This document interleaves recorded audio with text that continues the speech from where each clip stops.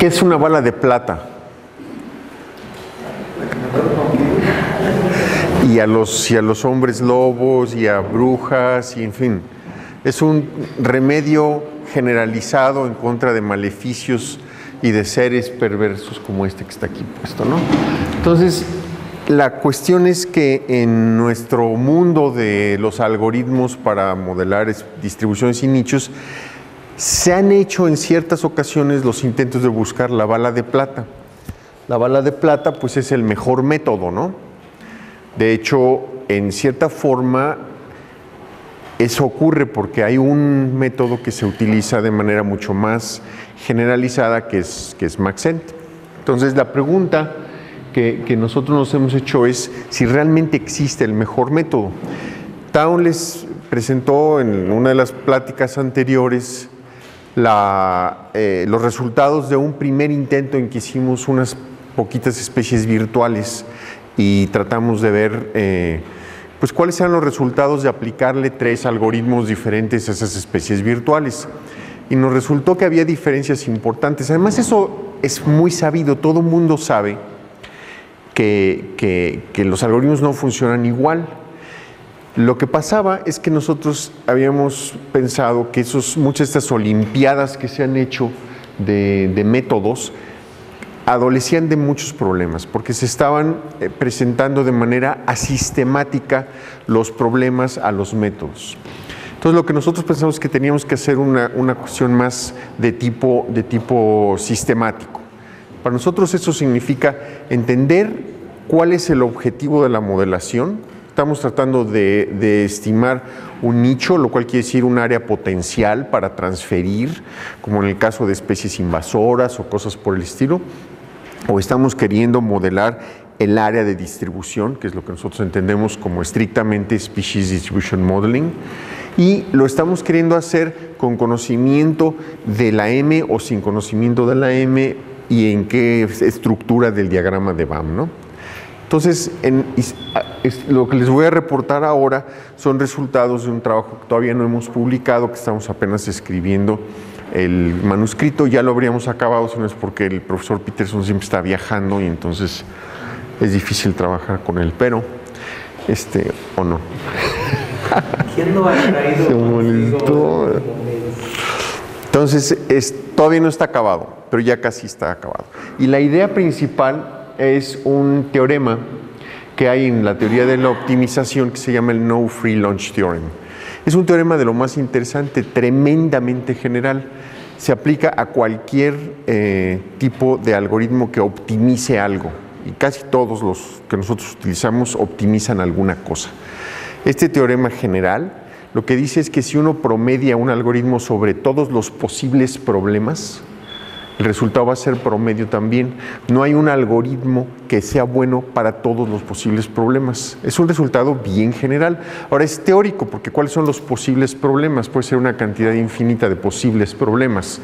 Pero el teorema es ese, y además incluso hay demostraciones relativamente fáciles de entender, ¿no? Y si a alguno le interesara, le doy luego la literatura.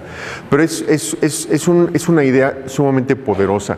Cuando uno enfrenta a un método que está optimizando algo a una gran variedad de problemas, en algunos los va a hacer bien y en otros los va a hacer mal. Y nosotros pensábamos que eso es lo que seguramente estaba ocurriendo con nuestro mundo de los métodos de los Maxents y los BioClims y los GARPs y los GAMS y los GLMs y los Support Vector Machines y todo esto. Y el reto era ponerle como que diferentes escenarios que tuvieran un orden lógico, un orden sistemático, y no simplemente como se inició en la literatura de las Olimpiadas, pues que pedía a la gente, a ver, tráiganos conjuntos de datos, y llegamos a este artículo famoso de Illit et al, que fue publicado en 2006, ¿cuándo? 6. Fuimos al taller de Santa Bárbara, cada quien con datos, y le metimos, se los echamos así contra los métodos, y se usaron de manera bastante arbitraria los métodos para calcular que también había realizado la predicción cada uno, y pues el resultado es muy famoso, y es una gráfica que ahorita van a ver algunas gráficas parecidas, pero no había un orden lógico en lo que hicimos. Tanto Town como yo somos coautores acá y nunca estuvimos demasiado satisfechos en cómo se realizó el asunto. Era demasiado empírico y arbitrario. Entonces vamos a usar especies virtuales en este trabajo. Este es un snouter.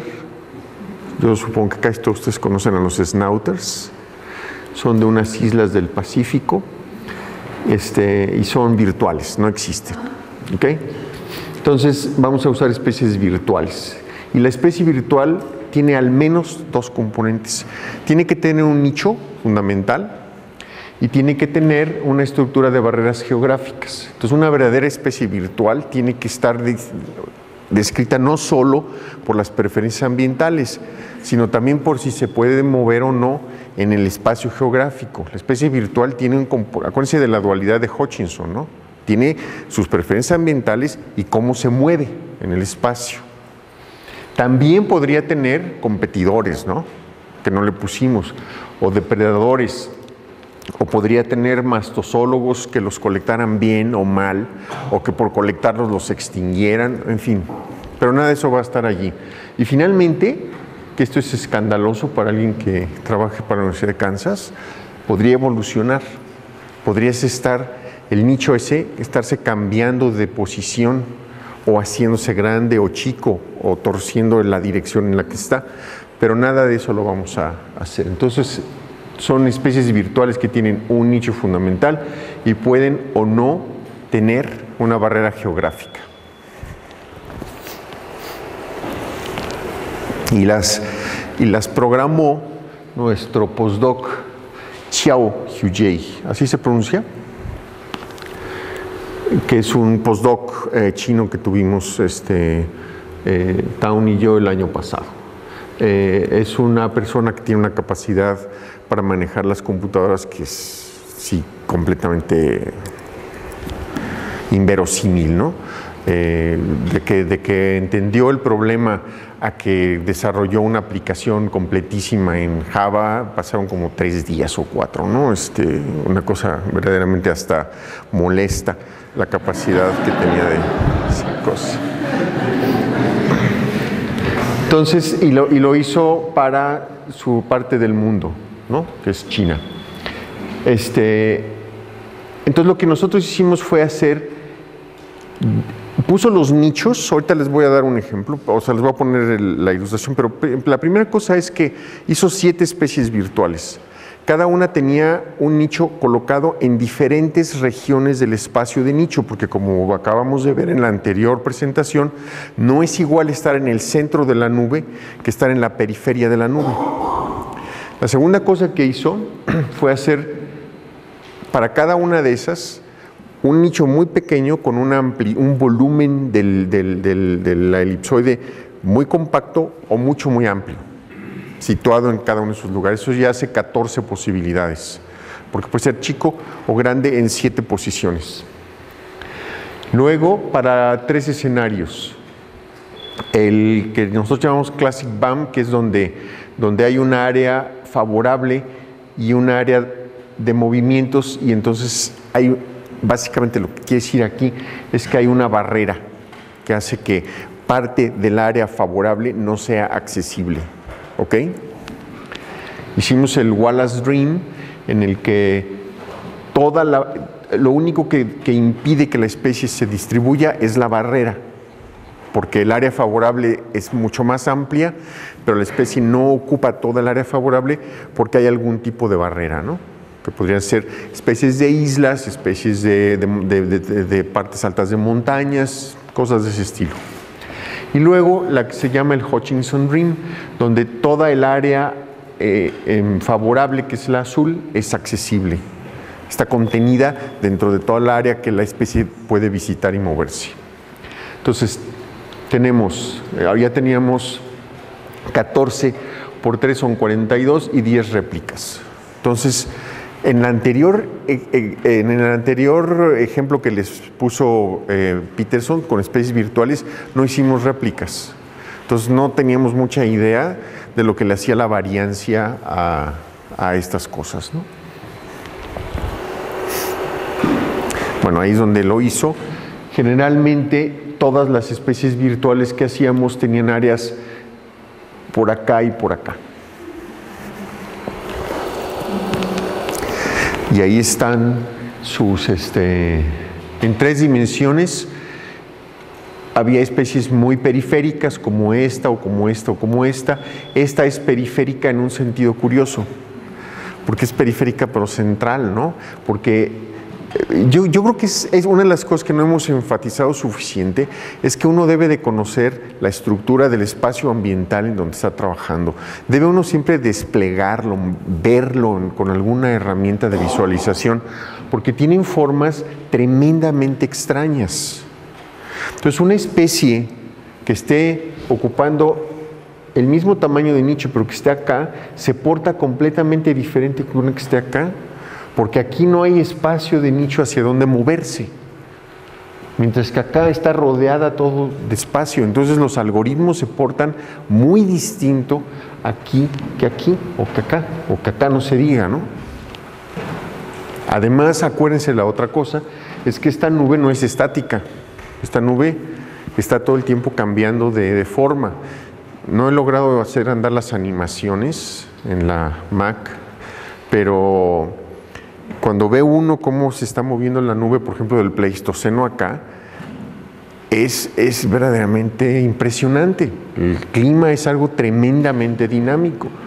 Y entonces, si un nicho está aquí fijo, porque la especie tiene conservadurismo de nicho, no evoluciona, pero la nube se está moviendo para allá y para acá y entra y salen los puntos, entonces el área de distribución, siempre y cuando no haya restricciones de movimiento, está expandiéndose, haciéndose chiquita, fragmentándose, volviéndose a juntar, y todo lo que pasa como consecuencia de eso, pues puede ser lo que explica muchísimos patrones, ¿no? Entonces son las especies de Chao, donde están puestas, nichos chiquitos, nichos grandes. Y finalmente, ¿cuáles son los objetivos de la modelación? Esta es otra cosa que en casi todas las olimpiadas que se han hecho antes no se especifica claramente. ¿Está uno interesado en el área ocupada o está uno interesado en el área potencial? El mismo algoritmo le va a dar a uno una predicción diferente del área ocupada o del área potencial. En este caso, como tenemos un Gedanken experiment, o sea, sabemos la realidad porque pues bajó el ángel y nos dio los nichos y el ángel se llamaba Xiao. Entonces podemos ver si nuestro algoritmo, el output del algoritmo se parece mucho al área ocupada o se parece mucho al área potencial, ¿ok? ¿O qué tanto se parece? Y lo sabemos exactamente. Además usamos varios estadísticos. En el anterior trabajo usamos el estadístico kappa. El estadístico kappa, que es una medida de coincidencia entre una predicción y una observación, es un algoritmo que tiene una serie de problemas porque es sensible al tamaño de la muestra. Entonces, aunque usamos ese en el trabajo que les presentó Town, para sí lo usamos, pero lo desechamos muy rápido. Hay otro que se llama el True Skill Statistic. El True Skill Statistic es la sensitividad más la especificidad menos 1. ¿Y qué es la sensitividad? Es la proporción del área objetivo, del área target, que ha sido correctamente identificada como presencia. Y la especificidad es la proporción ausente que ha sido correctamente identificada como ausencia. Y resulta que el True Skill las mezcla. Y nosotros pensamos que era bueno separarlas, porque pensamos que tal vez algunos algoritmos iban a funcionar bien para una cosa, pero no tanto para otra. Entonces esto creo que es de lo más importante, que en primer lugar especificamos los blancos, o sea el target de lo que queríamos modelar, y en segundo lugar usamos estadísticas desagregadas. Luego las puede uno agregar si quiere, y en la literatura se muestran muchas veces agregadas, pero nosotros las desagregamos en buenas. Y utilizamos estos. BioClean, que es un envolvente, es el algoritmo más sencillo que existe. GAMS, que son regresiones por smoothers, nos los platicó ayer Ángela. GARPS, que todo el mundo sabe, es inteligencia artificial. Este no me acuerdo qué es. ¿Tú te acuerdas, Town? El GBM. Generalized. Es un boosted regression. Varios de estos requieren background o lo que la gente llama pseudoausencias, ¿no? Glean, este que se llama Marble Algorithm, que es un algoritmo de clasificación que inventó nuestro postdoc Chiao y pues lo metió allí. Obviamente Maxent y Random Forest. Esos son los algoritmos que usamos. Entonces, para cada uno de estos se les dio los retos de las 7 especies virtuales con nicho chiquito, nicho grande y los 3 escenarios. En algunos casos no había suficientes puntos, entonces no son todas las posibles combinaciones, sino es una matriz un poco menos grande. Y además se utilizaron varias formas de hacer thresholds. Y les voy a presentar los resultados de una sola, que es utilizando el 10% de valores más, en el 10% de puntos de ocurrencia, se le pone el valor del output a cada punto de ocurrencia, se toma el 10% más chico y se saca el promedio. Ese es el threshold que usamos. ¿Cuáles son los escenarios? Los escenarios son el Classic BAM, el Wallace Dream y el Hutchinson Dream. O sea, fíjense, aquí hay un ambiente que puede ser positivo por acá y por acá, pero ahí tiene una barrera. Es este, ¿no? En el Wallace Dream se toma toda la distribución dentro de un área favorable, pero puede haber áreas favorables por fuera, porque lo que determina la distribución es el área accesible, que es pequeña. Y en el Hutchinson Dream es al revés. Toda el área favorable es accesible. Y entonces en este caso, GO, el área ocupada y el área potencial son iguales. ¿Ok? Bueno. Entonces, bueno, el primer resultado que tuvimos, aquí está cada algoritmo, BioClean, GAM, GARP, etcétera. Y aquí está cuántas veces salió el ganador, o sea, con el máximo valor de las capas o de los True Skill Statistics. Entonces, lo que se ve es que no hay silver bullet, porque casi todos, con excepción del GBM, ganan en alguno de los problemas. Siempre va a haber algún caso en el cual sea uno u otro u otro u otro el que quede en primer lugar. Entonces, esa es la primera lección, no hay silver bullet. Eso ya nos lo sospechábamos y varias gentes lo han dicho en la literatura, Miguel Araujo, varios otros, ¿no? El chiste es explorar esto un poco más. No sé si alcancen a verla bien. Aquí estoy poniendo el True Skill Statistics para el área ocupada versus el True Skill Statistics para el área potencial y promediamos todo. Todo está promediado ahí adentro. Entonces lo que se ve son los algoritmos que ganan, nomás que no ganan porque todos tienen variancia. Las barras son el intervalo de confianza del 95%. Entonces quiere decir que aquí hay un grupo que más o menos siempre les va bien. ¿Quiénes son? Fíjense qué curioso, BioClean, lo cual puede ser un artefacto de los simples que son los problemas que pusimos, ¿no? Pero BioClean, el Generalized Linear Models, GAMS, GARP, todos andan por acá, forman un clúster a los que les va bien en promedio casi todo. Luego aquí, pero no se pueden distinguir, fíjense que todas las barras de intervalos de confianza están encimadas unas con otras. Luego están GAM y el GBM, y luego por acá el Random Forest. El Random Forest ha sido propuesto de manera bastante enfática para en la comunidad de los que hacen epidemiología, ¿no? Y el Marble Algorithm son los menos buenos de todos. Pero estoy usando True Skill Statistics, que traen mezclada la capacidad de predecir bien las presencias con la capacidad de predecir bien las ausencias. Hemos estado oyendo mucho, y además creo que todos ustedes lo saben, que no es igual predecir bien las presencias que las ausencias, incluso desde la perspectiva del usuario, del problema. Hay ocasiones en las que es más importante predecir la presencia y en otras ocasiones que lo que necesitamos saber bien es la ausencia, ¿no?